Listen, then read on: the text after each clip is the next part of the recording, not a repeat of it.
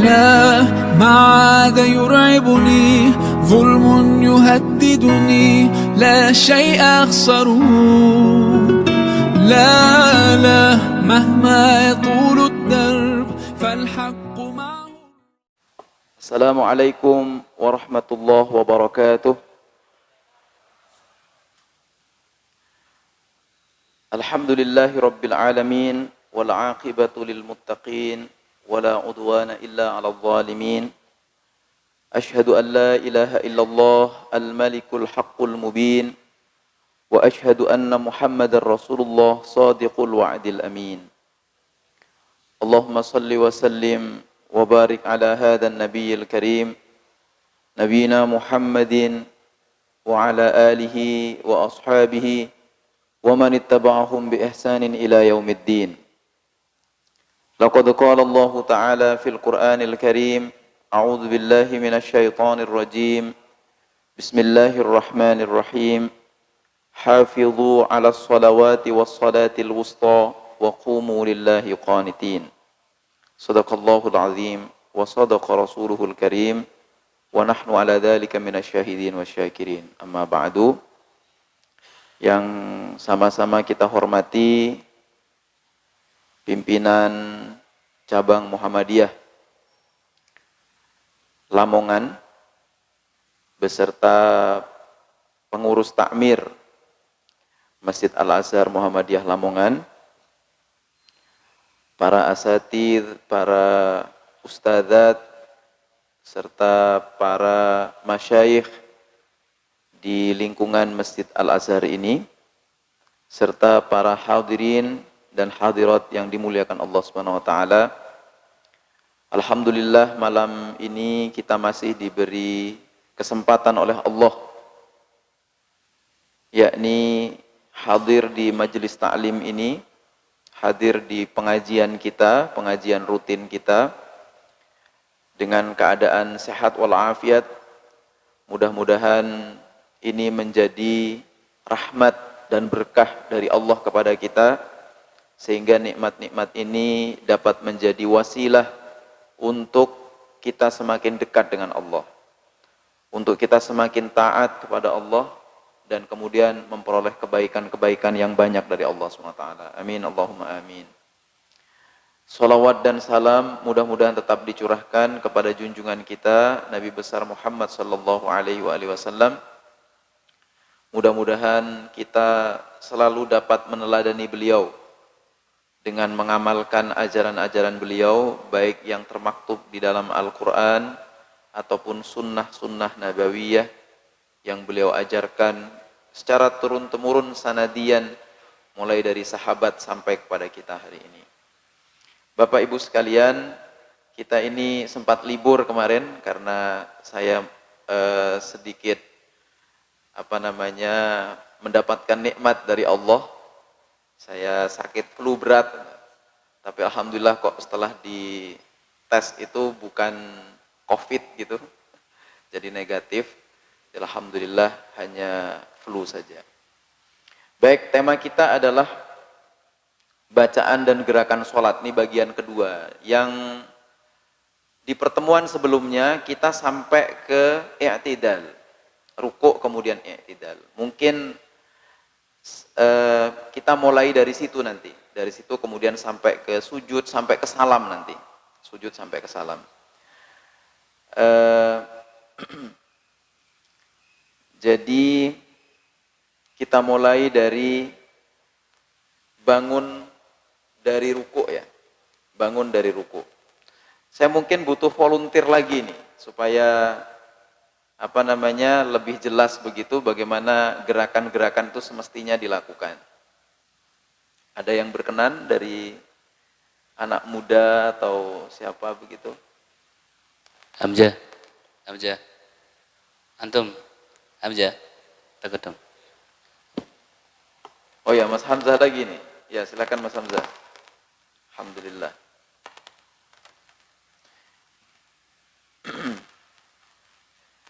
Kita ulang yang rukuk kemarin, Mas. Yang rukuk. Ya. Terlalu ke bawah, Mas. Gitu. Ke kepalanya agak lurus. Nah, sip. Terus sami Allahu liman hamidah. Nah, sami Allahu liman hamidah. Nah, posisinya seperti itu. Nah, sami Allahu liman hamidah, kemudian ini ada dua ini. Kalau kita sholat sendiri,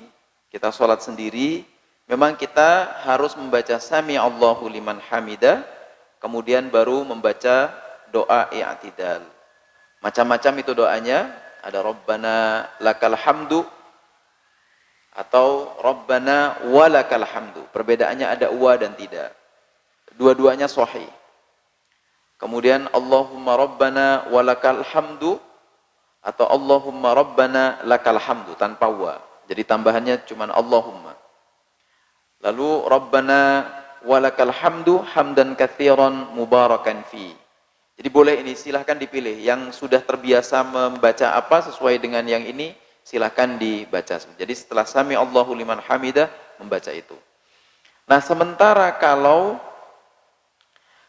posisinya itu adalah sebagai imam dan makmum, imam sholat jamaah, maka dia juga membaca sami Allahu liman hamidah, kemudian dilanjutkan dengan membaca seperti tadi, doa-doa i'tidal. Nah, kalau posisinya sebagai makmum, maka dia cukup membaca Rabbana walakal hamdu atau Rabbana lakal hamdu dan semisal-misal tadi dari doa bacaan i'tidal. Seperti itu. Nah, beberapa pertemuan yang lalu juga kita bahas tentang apakah setelah ruku kemudian i'tidal itu kita dalam posisi sendakap atau gimana. Nah, yang pertemuan sebelumnya sudah kita bahas bahwa sebaiknya tidak sendakap. Karena hadis yang diriwayatkan oleh Wail bin Hajar itu Rasulullah ketika bersendakap itu tidak menunjukkan posisi ketika Rasulullah memang harus berdiri sempurna setelah rukuk begitu. Ya, duduk dulu Mas Hamzah. Jadi tidak pada posisi beliau itu sempurna berdiri setelah rukuk begitu. Nah, karena itu kemudian himpunan putusan tarjih memutuskan mengambil dalil yang diriwayatkan oleh Wail ini dan kemudian juga diriwayatkan oleh Abu Hurairah yang kemudian nyampe ke kita melalui Imam Bukhari dan Imam Muslim, yaitu hadisnya tsummarfa hatta ta'tadila qa'iman. Jadi adalah kita setelah ruku itu berdiri, setelah berdiri tidak sendakap lagi. Tapi adalah dalam posisi hatta ta'tadila qa'iman. Jadi setelah kita betul-betul berdiri tegak gitu. Artinya juga dengan tangan tegak. Apakah boleh kalau kita misalnya bersendakap? Oh boleh, karena memang ada. Cuman itu hadis Wail itu tidak pada posisi Rasulullah sedang sempurna melaksanakan i'tidal. Begitu komentarnya himpunan putusan tarjih. Baik. Nah, kemudian seperti tadi saya sampaikan, kalau sholat sendiri atau menjadi imam, maka ketika i'tidal membaca sami Allahu liman hamidah, setelah itu baru membaca doa i'tidal. Nah, kalau makmum cukup membaca Rabbana walakal hamd, dan ini hadisnya innama ju'ilal imamu liyu'tamma bihi fa idza kabbara fakabbaru wa idza raka'a farka'u wa idza rafa'a farfa'u wa idza qala sami Allahu liman hamida faqulu Rabbana walakal hamd.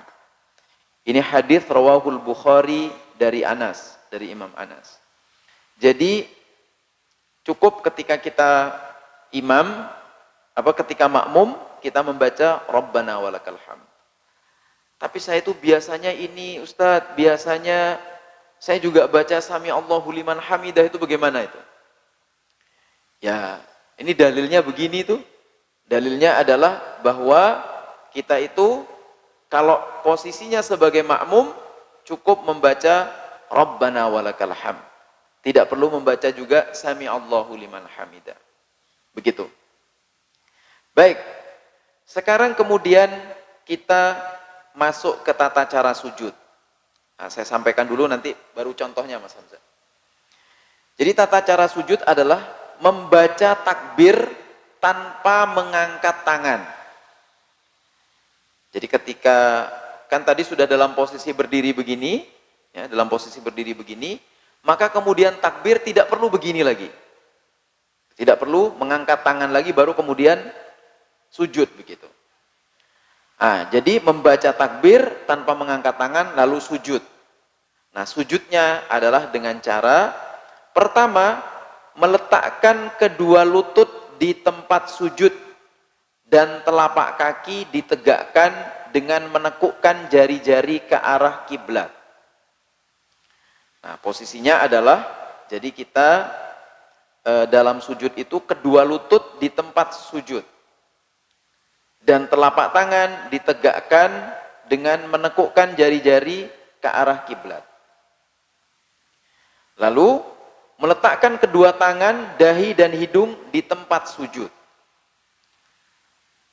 Setelah itu merenggangkan kedua tangan dari lambung, mengangkat kedua siku, telapak tangan diletakkan sejajar dengan bahu, serta merapatkan jari-jari tangan dan tidak digenggamkan. Baik, mari kita praktekkan Mas Hamzah. Ya, dari i'tidal, Sami'allah, Rabbana walakal hamd. Kemudian, iya. Baik, posisi tangan ini sudah benar sebenarnya, sudah benar. Boleh agak melebar. Dan kalau dengan makmum lainnya jangan sampai mengganggu makmum lain. Jadi duduk ini mengambil posisi yang apa kira-kira ini sesuai sunnahnya harus lebih kelihatan. Karena Rasulullah itu disebutkan di hadisnya itu sampai mohon maaf ketiaknya itu agak kelihatan. Jadi kemudian begini. Nah, itu kalau mengganggu itu juga justru kurang bagus untuk jamaah yang lain. Jadi cukup seperti ini sudah cukup. Nah kemudian agak lagi sedikit tangannya. Nah, dan dirapatkan dengan ada yang enggak.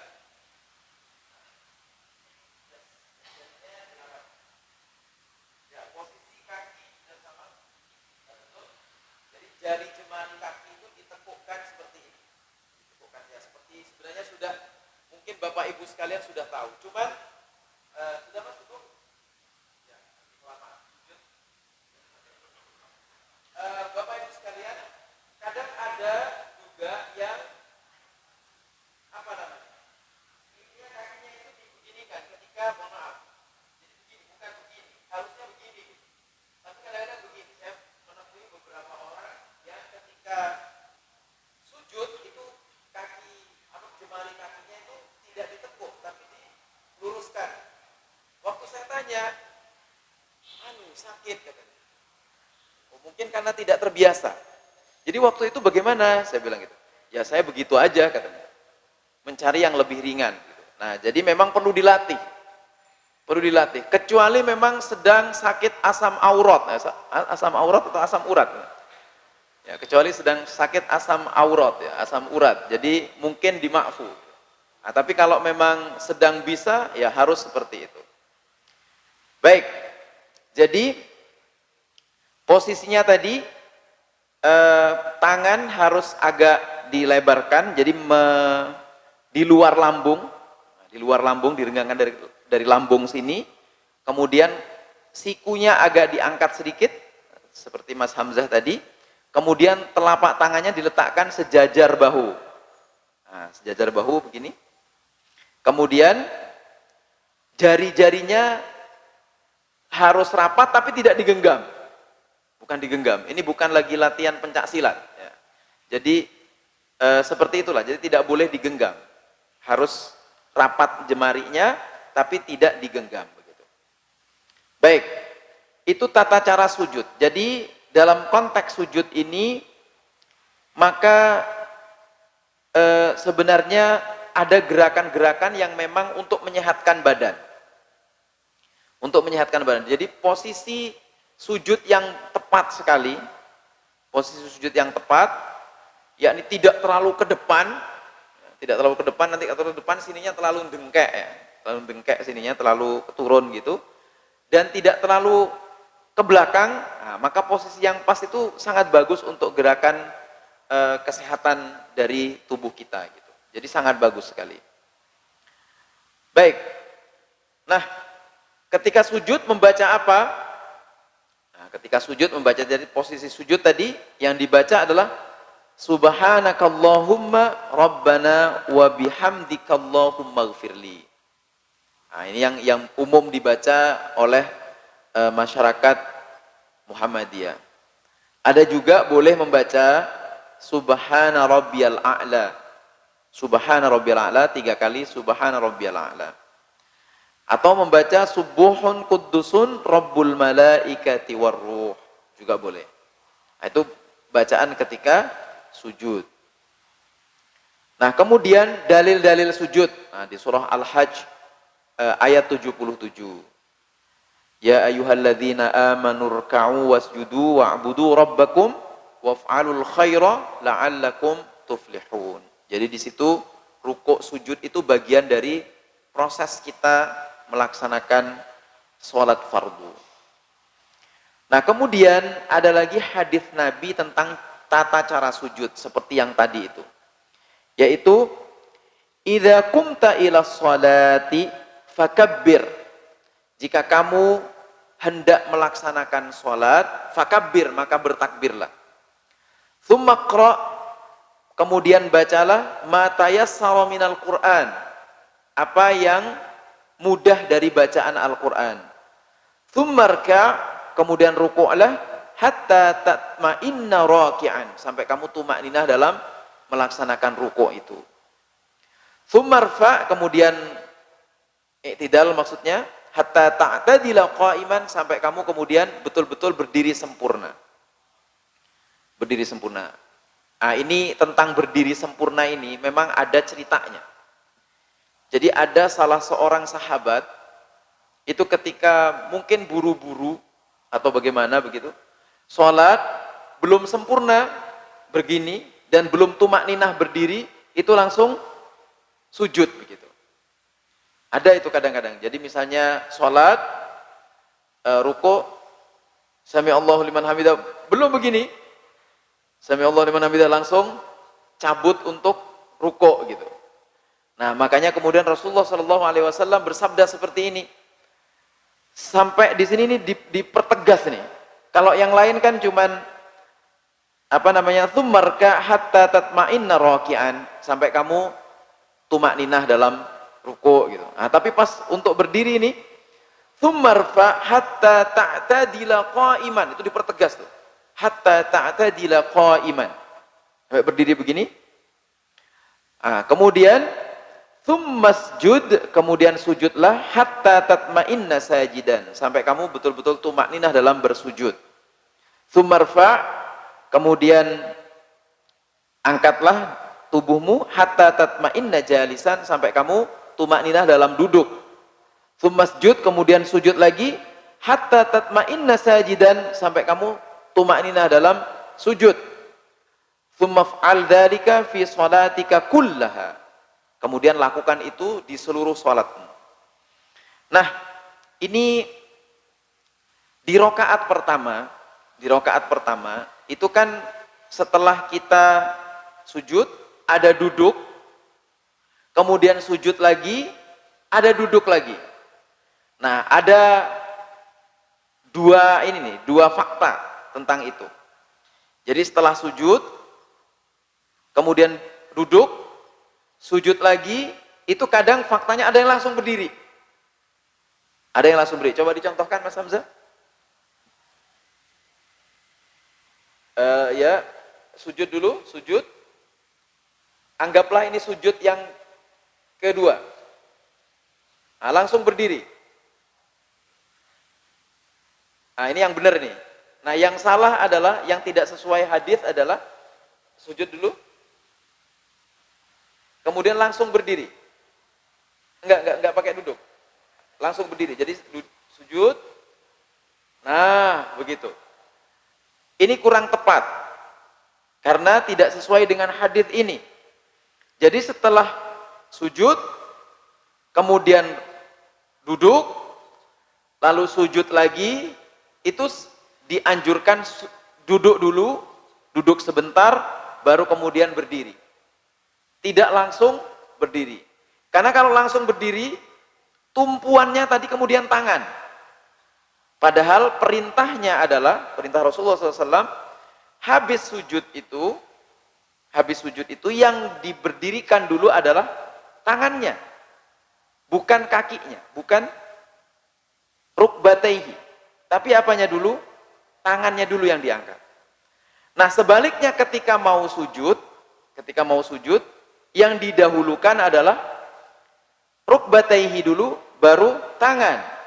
Nah, sebaliknya kalau mau berdiri adalah tangan dulu yang ngangkat, baru setelah itu rukbataihi. Nah, itu yang benar. Nah, jadi begitu caranya. Jadi meletakkan lutut dulu sebelum tangan. Ini ketika mau sujud. Meletakkan lutut dulu sebelum tangan. Qala Wa'il, berkata salah satu sahabat namanya Wa'il, ra'aitu Rasulullah sallallahu alaihi wasallam idza sajada wada'a rukbataihi qabla yadayhi wa idza nahada rafa'a yadayhi qabla rukbataihi. Ini rawahu An-Nasa'i. Ini hadis yang kemudian dipilih oleh himpunan putusan Tarjih Muhammadiyah. Ada memang hadis yang mendahulukan tangan dulu ketika sujud dan kemudian mendahulukan lutut dulu ketika berdiri gitu. Sebaliknya, itu hadis diriwayatkan oleh Imam Abu Hurairah. Dalam kajian tarjih, dalam tarjih terhadap dua hadis yang seolah-olah bertentangan ini, kita melihat, jadi PP Muhammadiyah bidang tarjih itu melihat ada dua hadis yang diriwayatkan oleh Abu Hurairah yang bertentangan. Jadi Abu Hurairah meriwayatkan hadis seperti yang diriwayatkan Wa'il ini. Pada saat yang sama, Abu Hurairah juga meriwayatkan hadis yang sebaliknya, yaitu ketika sujud mendahulukan tangan, kemudian ketika berdiri mendahulukan lutut. Maka kemudian keputusan yang diambil, istilahnya dalam bahasan kaidah tarjih itu disebut tarjih itu sendiri. Na'khud al-arjah minad dalail. Jadi kita mengambil dalil yang paling kuat, yang lebih kuat di antara dalil-dalil itu. Nah, karena salah satunya tadi dua riwayat yang diriwayatkan oleh orang yang sama kok bertentangan, maka kemudian meskipun dua-duanya tetap dianggap sahih, lalu oleh kita yang paling kuat adalah yang tadi, ketika sujud mendahulukan rukbatai, mendahulukan lutut, baru kemudian tangan, ketika berdiri mendahulukan tangan daripada lutut. Begitu. Coba diulang, Mas. Dari rukuk berarti, Mas. Apa namanya? Dari berdiri kemudian untuk sujud.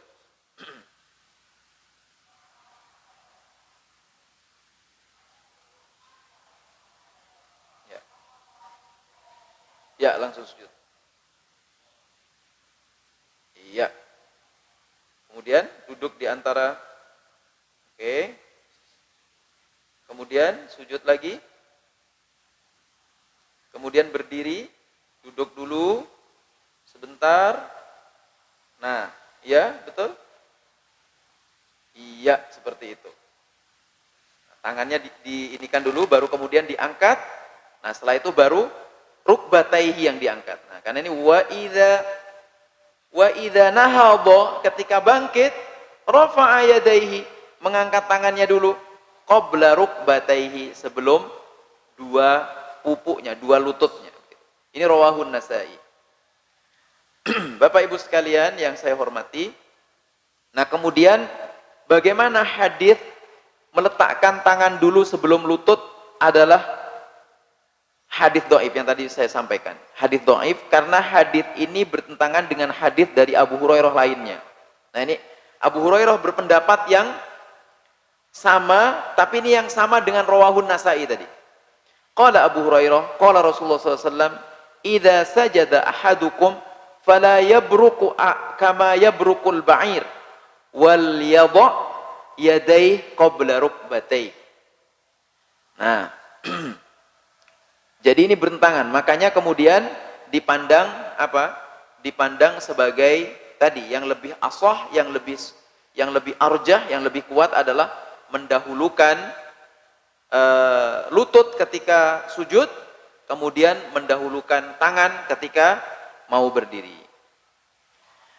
Baik, kemudian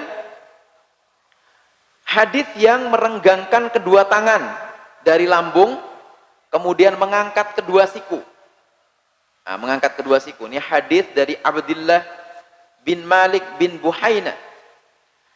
Jadi, Ana Abdullah bin Malik ibni Buhaina, dari Abdullah bin Malik bin Buhaina, anna Nabi sallallahu alaihi wasallam, bahwa Rasulullah Muhammad sallallahu alaihi wasallam kana idza shalla, ketika salat, farraja, yani mengembangkan, merenggangkan, baina yadayhi, kedua tangannya, hatta yabdua bayadha ibtaihi, sampai kemudian beliau karena suka menggunakan baju putih, nah, diibaratkan di sini hatta yabdua, sampai kelihatan, sampai terlihat bayadha ibtaihi. Apa itu? Warna putih yang terlihat dari ketiaknya, dari kedua ketiaknya. Ibtaihi itu ketiaknya. Jadi terlihat dari dua ibtaihi. Nah, pertanyaannya kemudian bagaimana dengan yang ibu-ibu? Apakah ibu-ibu juga begini? Nah, hadisnya ini umum sebenarnya. Untuk bapak-bapak juga untuk ibu-ibu. Tapi kemudian ada dalil lain yang para ulama kemudian berbeda pendapat. Nah, jadi nanti bagaimana pendapat tarjih? Kalau ibu-ibu menurut ulama-ulama itu jadi agak diginikan sedikit. Dirapatkan sedikit tangannya. Jadi tidak begini. Dirapatkan sedikit. Tapi juga jangan terlalu rapat. Itu jangan terlalu rapat. Jadi posisinya itu gimana mencontohkannya? Coba Mas dicontohkan. Nah, itu tadi untuk laki-laki. Sekarang untuk perempuan. Nah, seperti itu. Jadi jangan terlalu rapat, jangan terlalu renggang. Itu jangan terlalu rapat, jangan terlalu renggang. Nah, seperti itu. Itu untuk yang ibu-ibu. Bahkan kalau Imam Syafi'i itu malah menyarankan agak rapat begini. Saya nggak tahu rahasianya apa. Tapi beliau menganjurkan agak dirapatkan. Nah, tapi sejarah dalilnya ini tidak diketahui.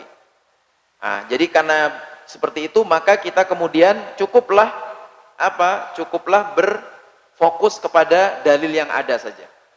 Begitu. Kemudian Bapak Ibu sekalian, bagaimana posisi tumit ketika sujud? Nah, posisi tumit ketika sujud boleh sesuai dengan kenyamanan saja. Jadi sesuai dengan kebiasaan. Posisi tumit. Jadi dengan direnggangkan atau dirapatkan boleh. Menurut pendapat tarjih, karena hadis-hadis yang menjelaskan tentang apakah direnggangkan atau dirapatkan itu tidak bisa dijadikan hujjah. Kenapa tidak bisa dijadikan hujjah? Karena terlalu simpang siur. Nah, sudah karena terlalu simpang siur diserahkan kepada kenyamanan orang yang melakukan sholat. Jadi Mas Hamzah boleh dicontohkan bagaimana? Ya, mungkin ke sana ngadepnya. Jadi tumitnya, ini tumit yang renggang. Tumit yang rapat. Nah, begitu juga boleh. Tapi nanti ketika duduk, ya jangan rapat begini, nanti jatuh. Ya, jadi tetap direnggangkan ketika sudah duduk begitu. Nah, jadi boleh tumitnya rapat, boleh tumitnya renggang. Sesuai kenyamanan saja. Nyamannya bagaimana dan kebiasaannya bagaimana dalam melaksanakan posisi sujud dan posisi tumitnya itu. Nah, lalu hadis tentang sujud, hidung dan kening bersentuhan dengan tempat sholat. Ada pertanyaan, bagaimana ini sekarang dengan masker? Hidungnya kan nggak nyentuh langsung gitu. Ya, tetap nyentuh kan sebenarnya kan, meskipun tertutup gitu. Nah, ini memang sempat dibahas termasuk ibu-ibu yang menggunakan cadar, mohon maaf. Itu bagaimana itu? Apakah nanti sholatnya? Nah, makanya kemudian yang dimaksud hidung menyentuh tempat sujud itu adalah entah tertutup ataupun tidak tertutup. Yang penting hidungnya menyentuh tempat sujud gitu. Sehingga kemudian itu menjadi tidak ada perdebatan lagi apakah pakai masker atau pakai hijab, pakai niqab dan semacamnya, tidak lagi menjadi perdebatan. Nah, hadisnya diriwayatkan oleh Abi Humaid As-Sa'idi. Anna Nabiyya sallallahu alaihi wa alihi wasallam kana idza sajada amkana anfahu wa jabhatahu minal ard wa nahha yadayhi an jambayhi wa wada'a kaffaihi halwa mankibaihi. Nah, dari Abi Humaid, Rasulullah sallallahu alaihi wasallam waktu sujud ketika sholat itu amkana anfahu, yakni menyentuhkan hidungnya ke tempat sujudnya, wajabhatahu, dan dahinya, keningnya juga ke tempat sujudnya, minal ard, ke tempat sujudnya, wa nahha yadayhi an jambaihi. Nah, kemudian menunjuk lagi hidungnya harus betul-betul nyentuh, wa wada'a kaffaihi hadwa mankibaihi, dan meletakkan apa? Telapak tangannya ini di antara mankibaihi, di antara dua sikunya. Dua sikunya. Nah, hadis ini diriwayatkan oleh Tirmidzi. Nah, sehingga kemudian dalam sujud itu sebenarnya ada 7 tulang. 7 tulang yang menyentuh tempat sujud. Nah, makanya Rasulullah SAW kemudian bersabda, qala Nabi SAW, bersabda Rasulullah Muhammad SAW, umirtu, saya diperintah, an asjuda, untuk sujud, ala sab'ati a'zamin, atas 7 tulang, yakni alal jabhah yaitu dahi, wa asyara biyadaihi ala anfi, kemudian hidung, wal yadain, 2 telapak ini, war rukbatain, 2 lutut, wa atrafal qadamain, dan jemari dari kakinya. Jadi ada 7 tuh. Dahi, hidung 2. Kemudian 2 tangan 4. Lalu 2 lutut 6. Kemudian wa atrafal qadamain 7. Jadi 7 tulang gitu yang disentuhkan di atas tempat sujud. Ada yang mengkaji apa rahasianya sebenarnya? Apa rahasia dari sujud seperti ini? Jadi rahasianya diantaranya adalah bahwa kita itu posisinya memang sebagai hamba. Kita itu posisinya memang sebagai hamba Allah yang harus Yang harus tunduk patuh kepada Allah. Bayangkan misalnya muka kita ini yang menunjukkan kemuliaan. Jadi syarafun nas ala wajhi. Kemuliaan manusia itu dari apanya? Dari wajahnya. Wajah itu kemudian ditempatkan lebih rendah dibandingkan nuwun sewu, ini kita, pantat kita ketika sujud itu. Semua yang syaraf, semua yang mulia-mulia itu ditempatkan justru di posisi yang paling rendah. Gitu. Makanya ada ulama tafsir yang menafsirkan surah Al-Hajj ini, Ya ayyuhalladzina amanu rka'u wasjudu wa'budu rabbakum waf'alul khaira la'allakum tuflihun.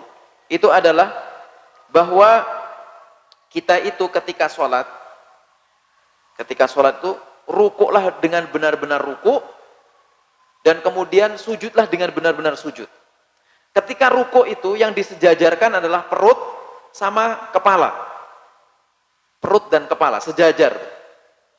Kesejajaran perut dan kepala itu menegaskan apa? Menegaskan bahwa kita itu jangan disetir oleh nafsu perut sama nafsu otak gitu. Nah, jadi kadang-kadang kita ini kan menghitung dunia itu dengan kalkulator dunia gitu. Sehingga menggerakkan seluruh aktivitas kita itu dengan nafsu yang dari perut dan nafsu dari otak kita. Nah, padahal yang sejati itu apa katanya? Wasjudu, sujud. Itu yang sejati itu sujud. Jadi di waktu rukuk kita diperingatkan jangan digerakkan oleh nafsu perut dan nafsu otak, sejajar nih tubuh kita. Nah, ketika bergerak betul, nah kita betul-betul menghamba kepada Allah, yakni apa itu? Sujud dengan meletakkan kita di hadapan Allah sebagai hamba yang harus rendah dan merendahkan diri kita di hadapan Allah SWT. Nah, itu makanya kemudian ada 7 tulang itu yang diposisikan seperti itu. Baik, kemudian bangun dari sujud untuk duduk iftirash sambil membaca takbir tanpa mengangkat tangan, dan ketika duduk membaca Allahumma ghfirli warhamni wajburni wahdini warzuqni, rawahu Tirmidzi. Jadi bangun dari sujud untuk duduk iftirash. Ini yang tadi, yang sujud pertama, kemudian duduk iftirash. Kenapa disebut duduk iftirash? Karena kita itu membantali apa? Telapak kaki kita, maka iftirash namanya. Firash itu tempat tidur. Firash itu tempat tidur. Jadi kita itu membantali apa? Membantali telapak kita. Meniduri telapak kita, gitu. Maka kemudian disebut duduk iftirash. Nah, lalu Allahu Akbar tanpa mengangkat tangan, dan ketika duduk lalu membaca doa, kemudian sujud lagi, duduk jalisan, lalu berdiri, gitu. Saya kira nggak perlu dipraktekkan ini, sudah mafhum ini. Kemudian bangun dari sujud seraya membaca takbir tanpa mengangkat tangan dan duduk. Ini seperti yang saya jelaskan tadi, seperti duduk iftirash sebentar, lalu berdiri untuk rakaat yang kedua dengan menekankan telapak tangan pada tempat sujud. Nah, ini perlu dicontohkan mungkin.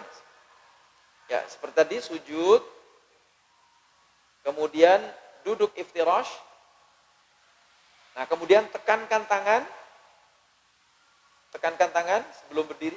Tekankan tangan dulu ke tempat sujud. Nah, gitu. Kemudian berdirinya itu berbarengan dengan berdirinya lutut. Nah, jangan gitu. Karena tadi yang diangkat duluan apanya? Yang diangkat dulu tangan. Nah, seperti itu. Jadi ditekankan ke tempat sujud, baru kemudian berdirinya langsung memegang rukbatai dan diangkat. Berbarengan dengan itu diangkat rukbataihinya. Jadi tangan dulu yang diangkat, baru rukbataihi. Seperti itu. Nah, hal ini juga dilakukan ketika seorang hendak bangun dari sujud pada rokaat ganjil pertama dan ketiga. Nah, kalau rokaatnya itu 3, rokaatnya rokaatnya 4 nih maksudnya. Rokaatnya 4, karena kalau yang 3 rokaat enggak ada berdiri lagi. Di rokaat ketiga itu kan sujud, kemudian duduk, lalu sujud lagi, nah, maka harus duduk iftirash lagi. Dan setelah duduk iftirash, berdiri seperti tadi, mengangkat kedua tangan dulu, tapi ditekankan dulu kedua tangan itu di tempat sujud, baru kemudian diangkat berbarengan dengan mengangkat rukbataihi, gitu. Seperti itu. Nah, pada rokaat kedua, setelah bangkit dari sujud kedua, pada rokaat pertama, lakukanlah praktek sholat seperti yang dilakukan pada rakaat pertama. Jadi di rakaat kedua itu maksudnya sama lah dengan praktek yang di rakaat pertama. Bacaannya sama seperti yang dilakukan pada rakaat pertama, kecuali tidak membaca doa iftitah saja. Kecuali tidak membaca doa iftitah lagi. Gitu. Nah, kemudian duduk tasyahud akhir. Nah, tasyahud akhir ini duduknya tawarruk untuk menutup sholat jika sholat yang berjumlah 2 rakaat. Membaca doa tasyahud saat duduk tawarruk. Membaca sholawat untuk Nabi Muhammad SAW. Ini sengaja saya singkat-singkat. Sebenarnya karena ini soal sholat ini sudah selesai sebenarnya kan, supaya supaya sama-sama aja. Nah, yang penting ini membaca salam sebagai penutup rangkaian sholat. Nah, lafal salam itu sebenarnya ada 2. Sebelumnya tarjih itu hanya sampai warahmatullah. Jadi assalamualaikum warahmatullah. Kemudian pada tahun 2010, tapi kemudian baru ditanfidkan 2-3 tahun setelahnya. Jadi 2014-an gitulah, 3-4 tahun setelahnya, baru ditambahi ini. Dan diterbitkan di HPT yang 3 itu. Yang sebelum-sebelumnya sampai Assalamualaikum warahmatullah. Nah, yang setelah ini baru Assalamualaikum warahmatullahi wabarakatuh. Boleh nggak membaca sampai warahmatullah saja? Boleh. Yang nggak boleh apa? Salam, gitu doang yang nggak boleh tuh. Nah, itu nggak boleh. Jadi Assalamualaikum warahmatullahi boleh. Dilengkapkan Assalamualaikum warahmatullahi wabarakatuh. Ini kita percepat saja, ini tinggal sedikit. Nah, tasyahud awal seperti kita tahu bahwa kalau rokaatnya itu 3 atau 4, maka tasyahud awal dengan duduk iftirash. Nah, jemari tangan kanan kiri dihamparkan di lutut kiri. Nah, begitu. Kemudian jemari tangan kanan, nah seperti itu langsung begini. Langsung begini, tidak muter-muter dan tidak begini dulu baru begini gitu. Jadi yang dipilih tarjih adalah tangan kiri seperti itu, kemudian tangan kanan langsung begini. Sama ketika tasyahud akhir juga sama seperti itu. Nah, lalu membaca doa tasyahud, kemudian ditambah membaca sholawat dan membaca doa-doa pilihan. Banyak doa pilihan. Nah, kemudian catatannya ini, pada rokaat ketiga dan keempat tidak ada bacaan iftitah dan surat. Terus Fatihahnya pakai ta'awud nggak? Sama, tadi pakai ta'awud, kemudian membaca basmalah sampai waladhdallin amin. Nah, sudah selesai sebenarnya. Jadi cukup ya kita untuk sholatnya ini, insya Allah. Atau masih dirasa kurang untuk sholat ini? Cukup seperti. Oh iya, jadi memang itu tafsir, Pak. Yang seperti itu tafsir. Jadi tadi kan telapak tangan itu, mohon maaf, telapak tangan tadi kan begini. Tapi ada yang mengatakan telapak tangan itu begini. Tapi itu telapak tangan kira-kira yang mana? Sini ya, bukan ini. Karena hadisnya adalah telapak tangan. Hadisnya itu telapak tangan. Jadi bukan begini. Tapi begini. Nah, diangkat langsung begini. Itu sebenarnya tidak mau. Tapi kalau begini boleh enggak? Jadi karena tafsir boleh saja. Boleh saja. Karena tadi sholat itu yang penting khusyuknya dan kebiasaannya. Yang nyaman yang mana? Tapi kalau mengacu ke hadisnya tadi telapak tangan. Telapak tangan itu begini. Bukan begini. Itu tidak. Ada lagi yang ditanyakan? Iya. Ya, di pertemuan sebelumnya sudah saya jelaskan. Itu yang meriwayatkan itu adalah Imam Malik di Al-Muwatta, di kitab Al-Muwatta, kitab hadis kumpulannya Imam Malik. Diriwayatkan di situ Rasulullah SAW sholat ketika begini-begini itu adalah di musim dingin, di waktu syita, di waktu musim dingin. Jadi kira-kira supaya tidak terlalu menggigil begitu. Jadi begini-begini.